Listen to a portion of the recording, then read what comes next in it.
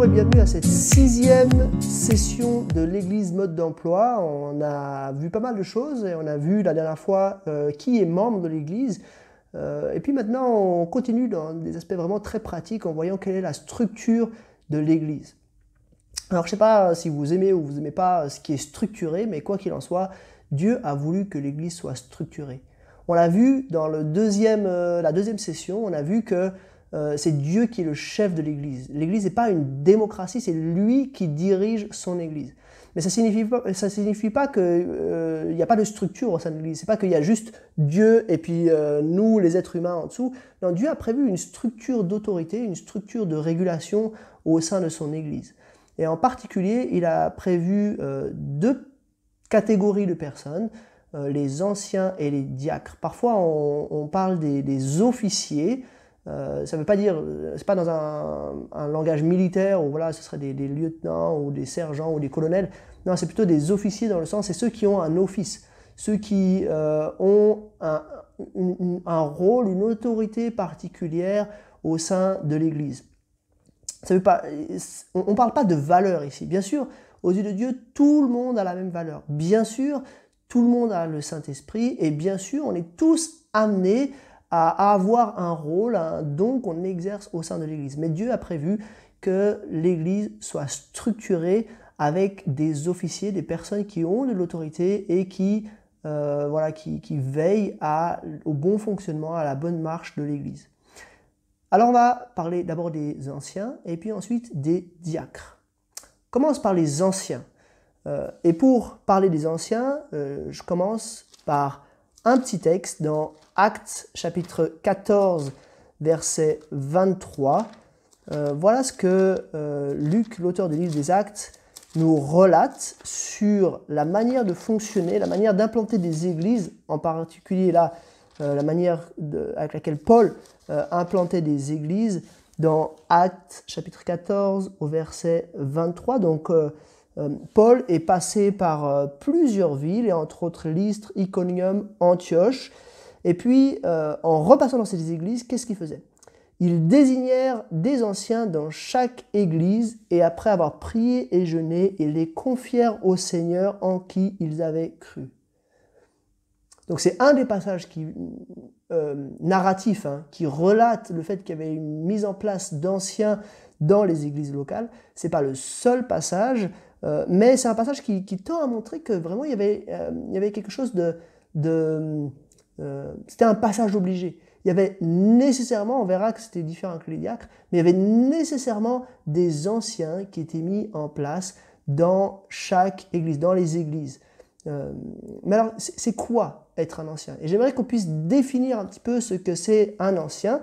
Comme j'ai dit, il y a plusieurs passages qui en parlent, on va en lire quelques-uns, mais là, comme premier passage, je pense que pour vraiment définir ce que c'est un ancien, le meilleur passage, c'est 1 Pierre 5, les versets 1 à 4. C'est Pierre, l'apôtre Pierre, qui définit ce que c'est un ancien. Et je ferai juste quelques remarques là-dessus. Voici donc les recommandations que j'adresse à ceux qui sont anciens parmi vous. Moi qui suis ancien comme eux, témoin des souffrances du Christ et participant à la gloire qui doit être révélée. Prenez soin du troupeau de Dieu qui est sous votre garde en veillant sur lui, non par contrainte, mais de bon gré, selon Dieu. Faites-le non par recherche d'un gain, mais avec dévouement. Non en dominant sur ceux qui vous sont confiés, mais en étant les modèles du troupeau. Ainsi, lorsque le souverain berger apparaîtra, vous recevrez la couronne de gloire qui ne perd jamais son éclat. Voilà comment Pierre définit le rôle d'ancien. Première chose qui est importante à relever, c'est qu'il y a à la fois de la continuité et de la discontinuité entre le ministère d'apôtre, le ministère des apôtres et le ministère d'anciens.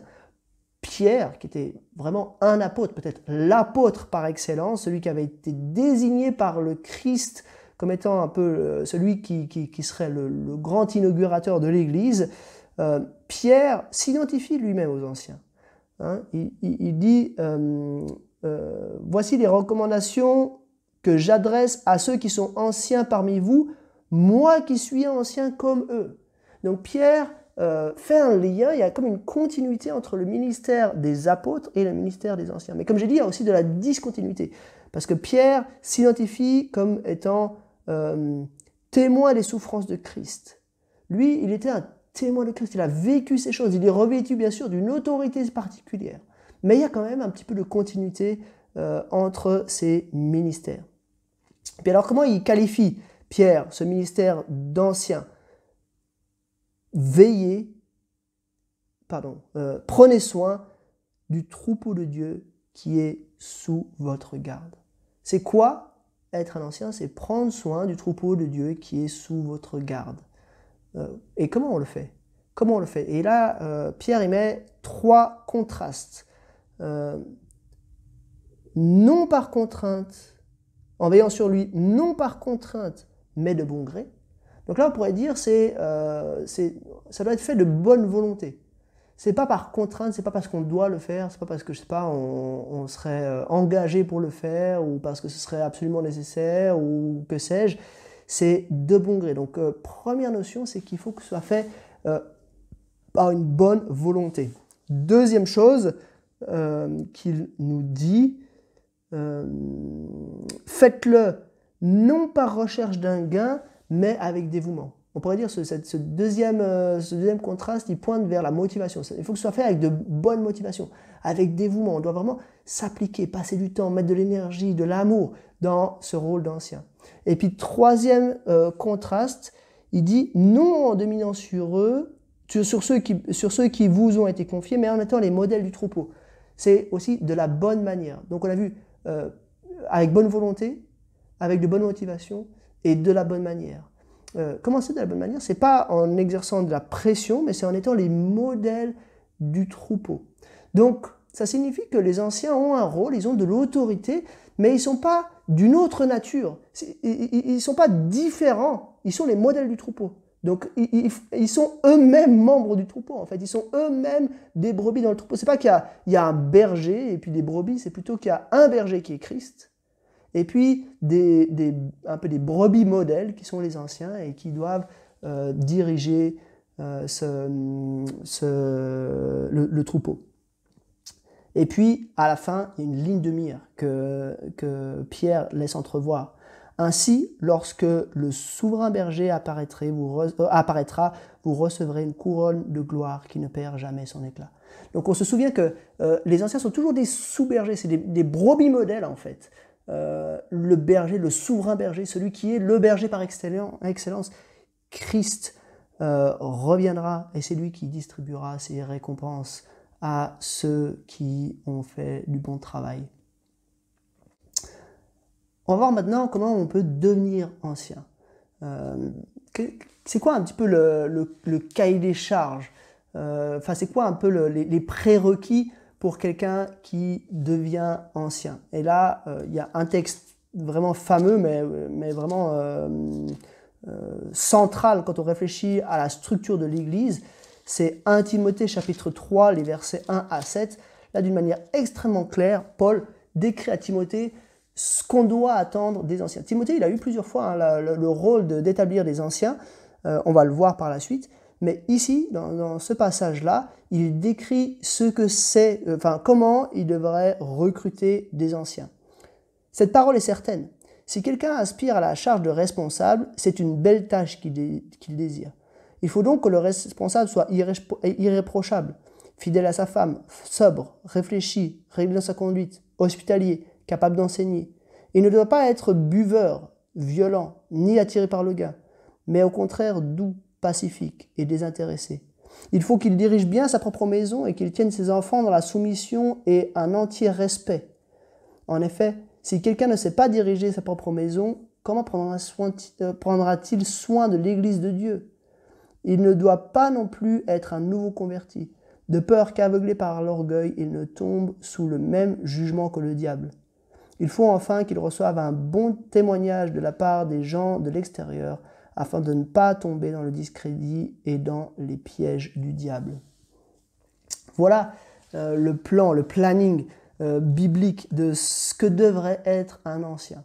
Alors je vais faire juste un petit commentaire rapide de ce texte, on va passer ces différents éléments rapidement, et puis après on va essayer de prendre un peu de recul pour voir quel genre d'homme devrait être ancien.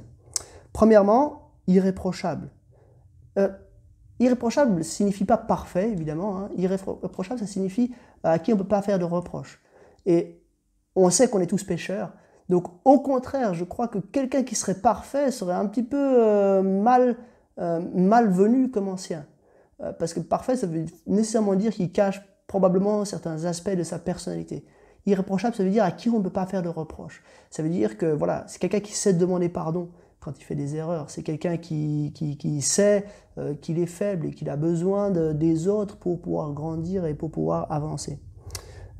Fidèle à sa femme, bien sûr, ça signifie... Alors, ça a été interprété de différentes manières, dans différents milieux, mais en tout cas, ça veut dire que c'est quelqu'un qui a un mariage qui fonctionne. Sobre, ça veut dire qu'il ne va pas dans les excès. Réfléchi, ça va un petit peu dans le même sens, mais c'est quelqu'un qui est bien organisé, qui gère bien sa vie. Réglé dans sa conduite, c'est aussi quelque chose qui va un peu dans la même chose, mais plutôt dans la vie de tous les jours, dans le quotidien, qui a une conduite qui est bonne. Hospitalier, on comprend bien ce que ça signifie. Capable d'enseigner, on va y revenir. Il ne doit pas être buveur, violent, ni attiré par le gain. Et puis, à l'opposé, doux, pacifique et désintéressé. Ça, on comprend bien aussi. Hein. Il faut qu'il dirige bien sa propre maison et qu'il tienne ses enfants dans la soumission et un entier respect. Pourquoi? Parce que si quelqu'un ne peut pas diriger sa propre maison, il ne pourra pas prendre soin de l'Église de Dieu. Il y aura plusieurs choses à dire à ce sujet, on va y revenir. Mais il y a un lien entre la famille et l'Église, la gestion de la famille et la gestion de l'Église. Et puis, finalement, deux derniers principes. Il ne doit pas être un nouveau converti parce que avec l'orgueil, il pourrait chuter. Et puis, il faut qu'il ait un bon témoignage de la part des gens de l'extérieur pour ne pas tomber dans le discrédit et dans les pièges du diable. Voilà ce que ça signifie, ce passage. Alors, c'est quoi qu'on attend, enfin que Dieu attend des responsables d'église? Je pense qu'il y a quatre éléments un peu qui sont assez clairs dans ce passage. Première chose à dire, il y a une notion de représentation. L'Ancien, en quelque sorte, il représente l'Église. Il ne doit pas être parfait, mais il doit quand même être irréprochable. Il doit être irréprochable non seulement pour les gens de l'Église, mais aussi vis-à-vis de l'extérieur. Ce n'est pas quelqu'un qui doit faire n'importe quoi en dehors de l'Église et puis avoir une attitude complètement différente dans l'Église. Pourquoi? Parce que ça ferait du mal à l'Église. Et cette personne, mais même l'Église, pourrait tomber dans le discrédit à cause de cela. Donc il y a une notion où l'Ancien, il représente l'Église dans son entier vis-à-vis de l'extérieur. Bien sûr, il n'est pas le seul à représenter l'Église, mais il y a quand même cette fonction qui est là et qui doit être prise au sérieux. Il a une fonction d'enseignement. Hein. Il doit être capable d'enseigner. Et c'est assez central. Si vous prenez tout ce passage, 1 Timothée 2 et 3 dans leur ensemble, vraiment l'enseignement est quelque chose d'important. Et c'est logique.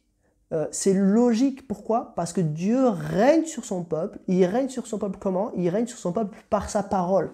Donc il est normal que ceux qui sont les intendants de Dieu soient premièrement les intendants de Dieu par l'enseignement. Donc l'enseignement fait vraiment partie un peu du quotidien de la vie des anciens.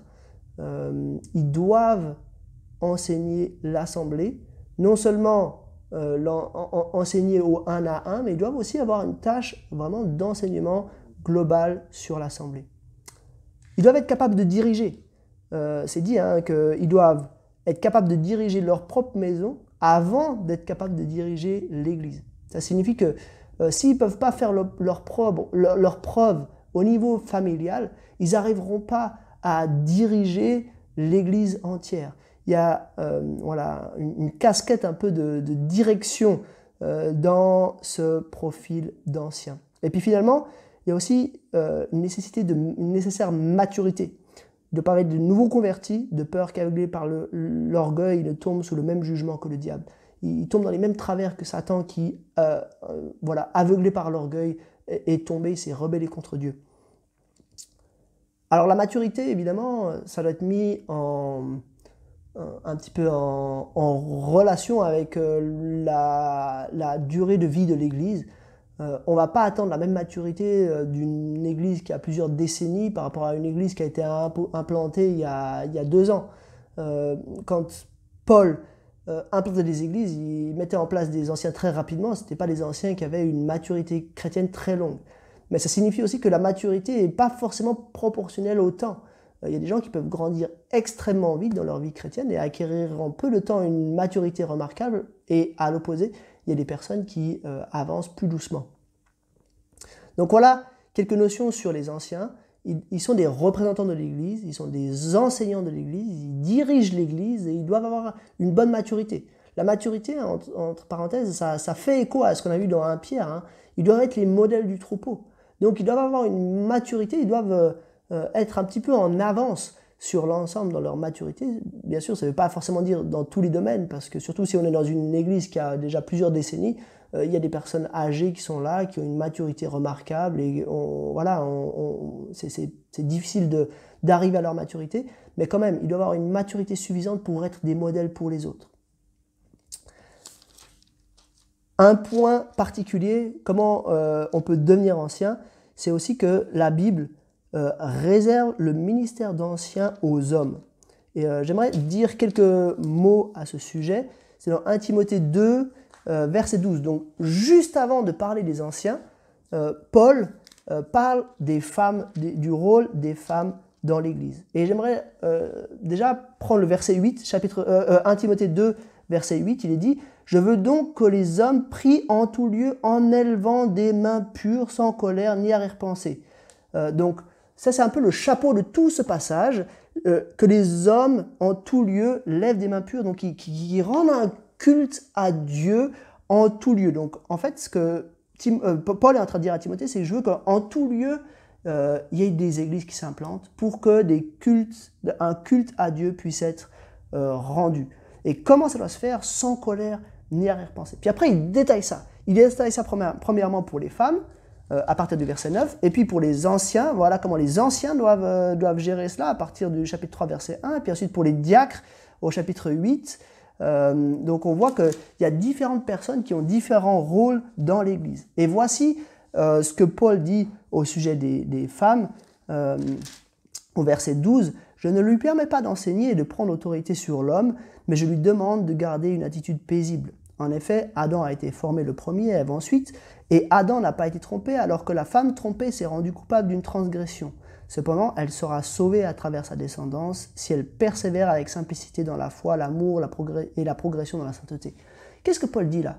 Il est en train de dire, femmes et hommes sont pleinement égaux en valeur, ils ont accès au salut exactement de la même manière, et même d'une manière particulière pour les femmes, parce qu'elles sont sauvées à travers leur descendance par la venue de Christ, en donnant naissance, et là il y a vraiment un parallèle avec Ève, Ève qui donne la vie, et c'est par Ève que la solution au problème du péché est venue, que Christ est venu. Donc il y a une égalité de valeur, une égalité dans le salut entre hommes et femmes, mais il y a une différence de rôle. Je ne lui permets pas d'enseigner et de dominer sur l'homme, alors qu'aux anciens, il est dit qu'ils doivent être capables d'enseigner. Ça ne veut pas dire que tous les hommes doivent enseigner, on n'est pas là dans quelque chose qui est homme contre femme, pas du tout, mais les hommes ont la possibilité de devenir anciens parce que ancien signifie qu'ils doivent être capables d'enseigner, ils doivent pouvoir enseigner l'assemblée, alors que ce n'est pas le cas pour les femmes. Alors certains vont dire, oui, mais ça c'était spécifique à l'époque, dans le cas de Timothée, mais je ne crois pas que ce soit un argument valable. Pourquoi? Parce que c'est écrit que elle doit garder une attitude paisible, à cause du fait, qu'Adam a été formé le premier, Ève ensuite. Donc, premier argument, c'est que, c'est pas le premier argument, mais dans la logique de Paul, la première chose à retenir, c'est que c'est Adam qui a été formé en premier, Ève ensuite, et en particulier, c'est Adam qui avait reçu une mission de prendre soin du jardin et de ne pas manger l'arbre du fruit de la connaissance du bien et du mal. Ève avait été créée en deuxième, donc Adam avait l'autorité. Et qu'est-ce qui s'est passé? C'est Ève qui s'est rendue coupable, Adam ensuite, mais c'est Ève qui premièrement trompée s'est rendue coupable d'une transgression. Donc ça signifie que Paul est en train d'attacher son argument à la création et à la chute.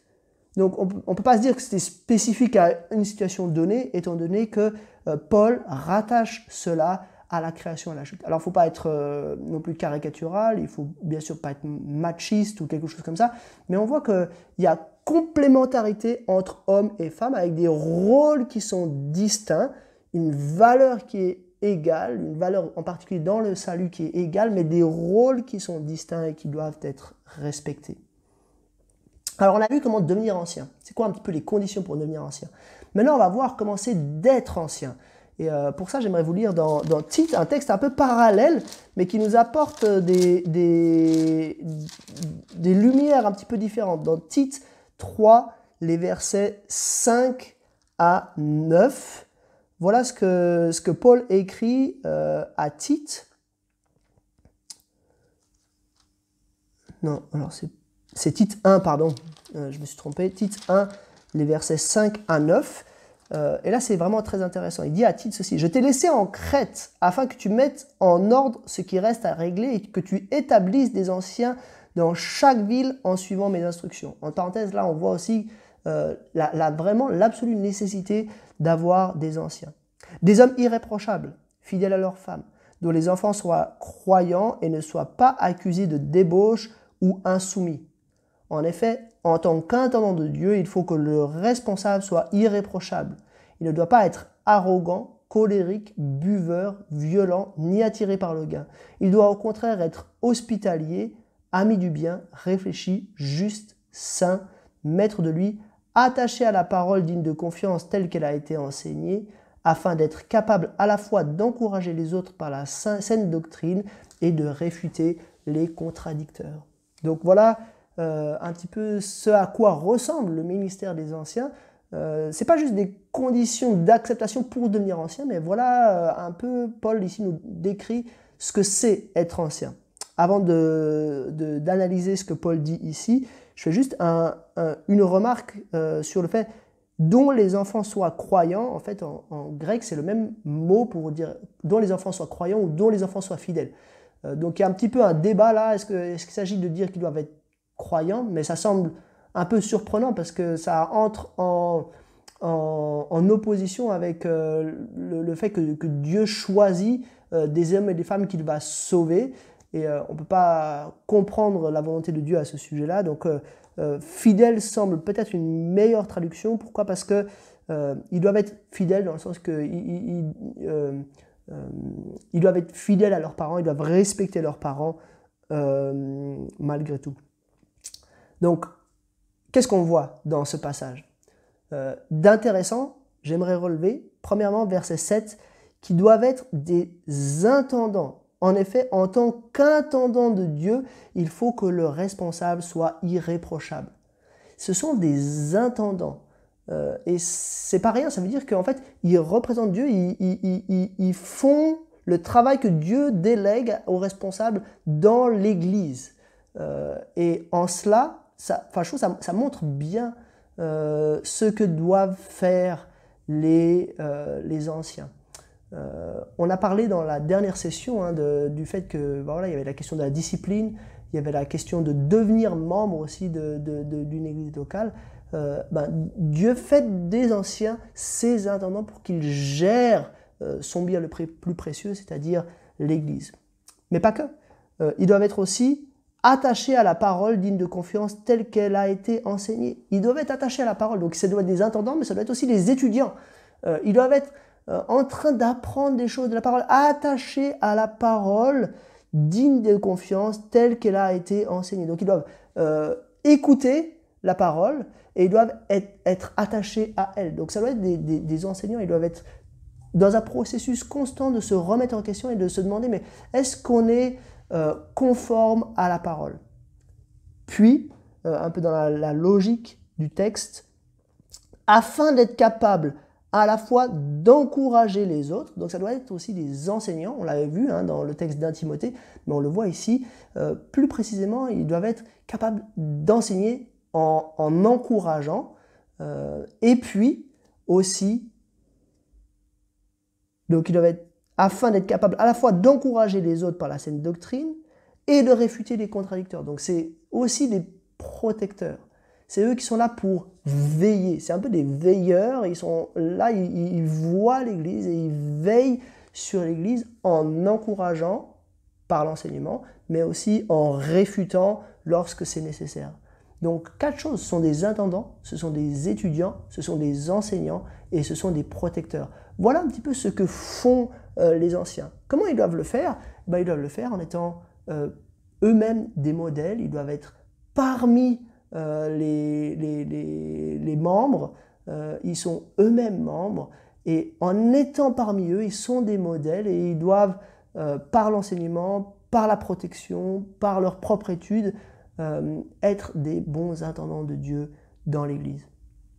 Il y a une notion très forte, et j'aimerais dire quelques mots là-dessus, c'est la notion de la collégialité. Je vais lire un passage qu'on vient de lire, Tite 1, verset 5.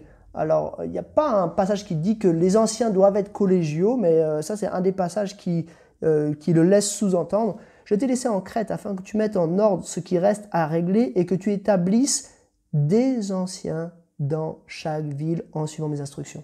Et si vous regardez toutes les fois où on voit des anciens dans le Nouveau Testament, on se rend compte qu'ils étaient toujours plusieurs. Les apôtres déjà d'ailleurs étaient plusieurs. Christ n'a pas juste mis en place un apôtre, mais il a mis en place un groupe. Il semble que de manière quasiment unanime, pratiquement partout dans le Nouveau Testament, à ma connaissance en tout cas, on voit une pluralité d'anciens. Et c'est intéressant de voir ça. Ça montre plusieurs choses. Ça montre que le Saint-Esprit n'est pas donné à une personne, mais il est donné à plusieurs personnes et ça rend nécessaire une direction commune. Parce qu'en fait, on a tous le Saint-Esprit, on a des caractères différents, on a des dons différents, mais on a tous le Saint-Esprit et à cause de cela, pour représenter l'Église, on est beaucoup plus pertinent à plusieurs que seul. C'est aussi une manière de reprendre l'image, quand on avait parlé de ce qu'est l'Église dans la session 2, on a dit qu'il y a l'image du corps. Le corps, il n'est pas dirigé par un seul organe, mais il y a plusieurs organes qui entrent en fonction, et puis il y a une complémentarité dans l'Église, mais il y a aussi une complémentarité déjà parmi les anciens qui doivent fonctionner de manière complémentaire. Une autre chose, c'est que ça nous pousse à l'humilité. Pourquoi? Parce qu'il y a un seul souverain berger, c'est Christ. Les petits bergers, les brebis modèles, ce sont en fait plusieurs personnes, parce que celui seul qui est à la tête de l'Église, c'est Christ. Christ seul. Ensuite, ça rend aussi l'Église plus solide. Parce que, là c'est très pratique, mais ça rend l'Église plus solide. Parce que si un des anciens était plus disponible ou qu'il a un problème, il y a toujours les autres qui sont là. Et puis, c'est pas que tout repose sur une seule personne. Et puis, si cette personne n'est plus là, tout s'arrête. Non. Je dis parfois le but d'un ancien, c'est de devenir, devenir non indispensable. Il se peut qu'il soit indispensable un dimanche parce que il prêche et puis que il doit être là, mais sur le long terme, les anciens ne devraient pas être indispensables parce que sinon l'Église deviendrait extrêmement fragile. Il suffirait que une jambe cassée ou une maladie, un accident et puis hop, l'Église pourrait plus exister. Ça rend l'Église plus solide. Et puis finalement, ça permet de profiter de différents dons et de différents caractères. On l'a dit dans la dernière session, Christ équipe son Église par des gens qui sont doués de manière différente. Et je crois qu'on devrait veiller dans nos groupes d'anciens à avoir une représentation de différents dons. Ça ne sert à rien d'avoir des gens qui sont doués de la même manière, mais plutôt d'avoir des gens qui ont différents dons pour qu'ils soient complémentaires entre eux, puis qu'ils aient des visions différentes qui s'enrichissent mutuellement. Non seulement des dons, mais aussi des caractères différents. Peut-être quelqu'un qui est doux et quelqu'un qui est impulsif. Alors, humainement, ils vont avoir peut-être du mal à fonctionner ensemble, mais en fait, ils vont s'enrichir mutuellement s'ils sont prêts à fonctionner ensemble. Voilà, avec ça, j'ai terminé pour les anciens. On passe aux diacres maintenant et on va essayer de voir c'est quoi des diacres. Et j'avais commencé par un passage dans le livre des Actes pour les anciens, un passage narratif, et on va aussi faire la même chose avec les diacres. On va voir la première fois que des diacres ont été mis en place à l'église de Jérusalem dans Acte 6. voilà ce qu'il est dit. Alors c'est du narratif, donc c'est pas forcément quelque chose qu'on devrait appliquer toujours, mais n'empêche que ça nous donne un petit peu déjà une impression de qu'est-ce que ça devrait être le ministère des diacres. Actes chapitre 6, les versets 1 à 7. À cette époque-là, alors que le nombre de disciples augmentait, les hellénistes murmurèrent contre les Hébreux parce que leurs veuves étaient négligées lors des distributions quotidiennes.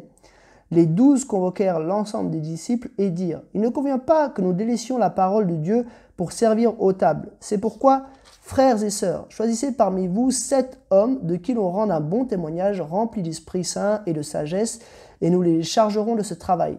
Quant à nous, nous continuerons à nous consacrer à la prière et au ministère de la parole. » Cette proposition plut à toute l'assemblée. Ils choisirent Étienne, un homme plein de foi et d'Esprit Saint, Philippe, Prochor, Nicanor, Timon, Parménas et Nicolas, un non-juif d'Antioche converti. Ils les présentèrent aux apôtres et ils posèrent les mains sur eux en priant. La parole de Dieu se propageait de plus en plus, le nombre de disciples augmentait beaucoup à Jérusalem et une grande foule de prêtres obéissait à la foi. Donc, qu'est-ce qu'il nous est dit ici ? Déjà, ce qu'on voit, c'est qu'il semble que les diacres n'étaient pas, à l'inverse des anciens, ils n'étaient pas nécessaires, mais ils étaient plutôt, d'une manière assez pragmatique, mis en place en fonction des besoins. On voit déjà que, avant Acte 6, il n'y avait pas de diacre, et puis les premiers mots disent, à cette époque-là, alors que le nombre de disciples augmentait, voilà, c'est un petit peu la structure qui accompagne la croissance. C'est puisque le nombre augmente, il faut qu'on se structure un petit peu et qu'on mette en place plus de personnes pour gérer, en particulier des aspects pratiques, l'Église. Et du coup, les diacres étaient mis en place. Alors, qu'est-ce qu'ils font, ces diacres? Et on va voir un autre texte qui en parle, mais déjà, qu'est-ce qu'ils font ici? Il semble que les diacres, ce sont des assistants des anciens. Ils viennent un peu prendre la relève là où les anciens n'arrivent plus à suivre. Il ne convient pas que nous délaissions la parole de Dieu pour servir aux tables. Il n'est pas question de dire, ouais, mais il y a des tâches supérieures de la parole de Dieu, et puis il y a des tâches inférieures, servir aux tables, et puis nous ça ne convient pas avec notre personne, nous, on est trop importants. Non, c'est pas ça, c'est juste qu'ils veulent se consacrer, ils doivent se consacrer à l'enseignement et à la prière. Ils le disent en verset 4, « Quant à nous, nous continuerons à nous consacrer à la prière et au ministère de la parole. » C'est pour pouvoir se consacrer à cela que plus de personnes sont recrutées, des diacres, pour servir. Donc c'est un petit peu des assistants des anciens. Deuxième chose qu'on peut dire, c'est qu'ils ont des tâches plutôt pratiques. Là où les ministères de la parole et la prière c'est les apôtres, en l'occurrence, qui les assurent. Eux, ils vont servir aux tables. Le mot diacre, d'ailleurs, signifie des serviteurs. Ils servent aux tables, donc c'est des tâches plutôt d'ordre pratique, mais des tâches spirituelles malgré tout. Ce qui est intéressant, c'est qu'il n'y a pas des tâches spirituelles puis des tâches non spirituelles. En fait, tout est spirituel, mais il y a des tâches qui sont plutôt du domaine de l'enseignement et des tâches qui sont plutôt d'un domaine pratique. Où est-ce qu'on voit ici qu'il s'agit quand même de tâches spirituelles? C'est parce que pour les recruter, quelles sont les consignes qui sont données? Ils doivent rendre un bon témoignage, être remplis d'Esprit Saint et de sagesse pour pouvoir être chargés de ce travail. Donc il y avait vraiment une volonté que ce soit des gens qui soient pleins d'Esprit Saint. On voulait une bonne maturité pour que les choses soient rendues possibles. De plus, une fois qu'ils les ont choisis, ils les présentent aux apôtres qui posent les mains sur eux et qui prient pour eux. Donc on voit que ce n'est pas juste la seconde zone, non, c'est quelque chose d'important, c'est pratique, mais c'est tout aussi spirituel que ce que font les apôtres, c'est-à-dire prier et enseigner la Bible. Entre parenthèses, il y a un en particulier, c'est Étienne, qui est un homme plein de foi et d'Esprit Saint. Donc on voit que voilà, ils ont recruté des hommes qui correspondaient à ce qui avait été demandé par les apôtres. Et puis, bon, je l'ai déjà dit, mais c'était lié à la croissance. Ils n'ont pas été mis en place d'office, ils ont été mis en place parce que justement il y a de la croissance et que les apôtres étaient plus suffisants pour assurer les choses qu'il fallait faire pour le bon fonctionnement de l'Église. Mais alors qu'est-ce qu'ils faisaient? Comment est-ce qu'on peut devenir diacre? Et là, juste après, on a lu le texte de 1 Timothée 3, le début, le texte pour les anciens, et on va maintenant lire le texte pour les diacres. parce que Paul continue avec quelques notions pour les diacres, et puis pareil que pour les anciens, je vais décrire un petit peu la tâche, et puis ensuite, on va prendre du recul et voir un peu c'était qui ces gens-là qui pouvaient être des diacres. Les diacres, eux aussi, c'est 1 Timothée 3 à partir du verset 8. Les diacres, eux aussi, doivent être respectables, n'avoir qu'une parole et ne pas s'adonner à la boisson ni être attirés par le gain.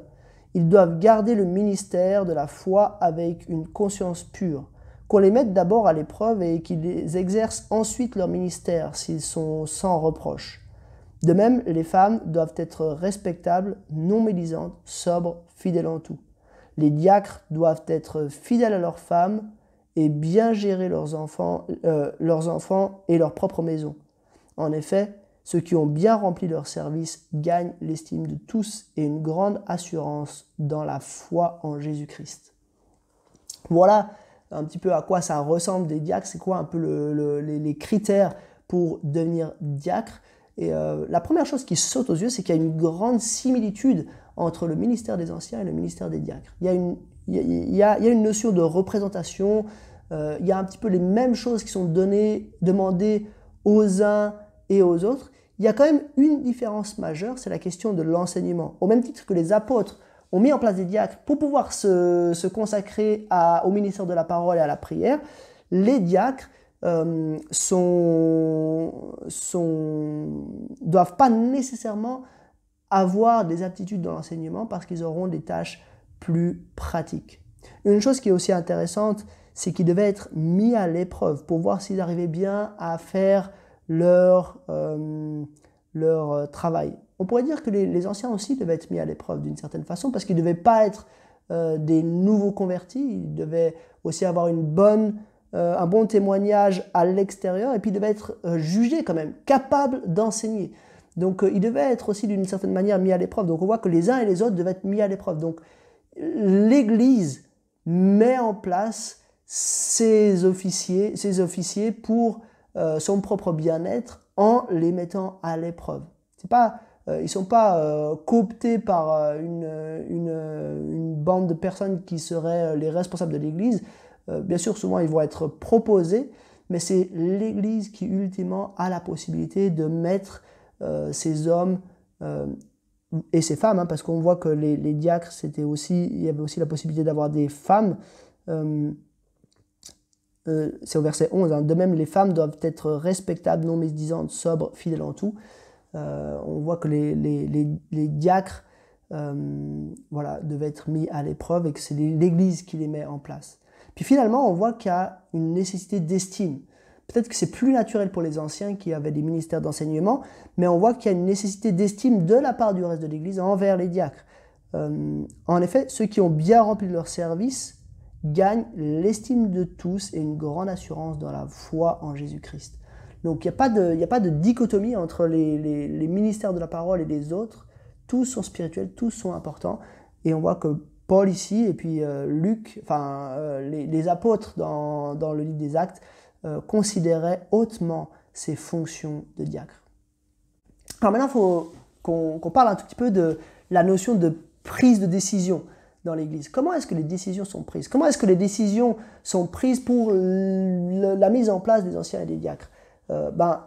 Bien sûr, au même titre que l'Église se gère elle-même, la mise en place des anciens et des diacres doit être quelque chose qui est décidé par l'Église dans son ensemble.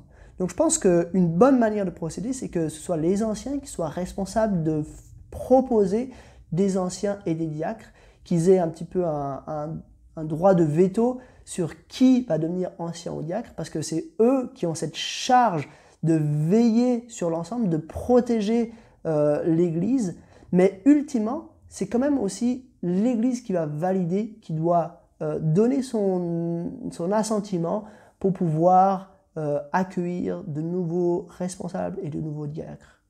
Et comment se passe la prise de décision après dans un groupe d'anciens ou dans un groupe de diacres? On a vu la collégialité.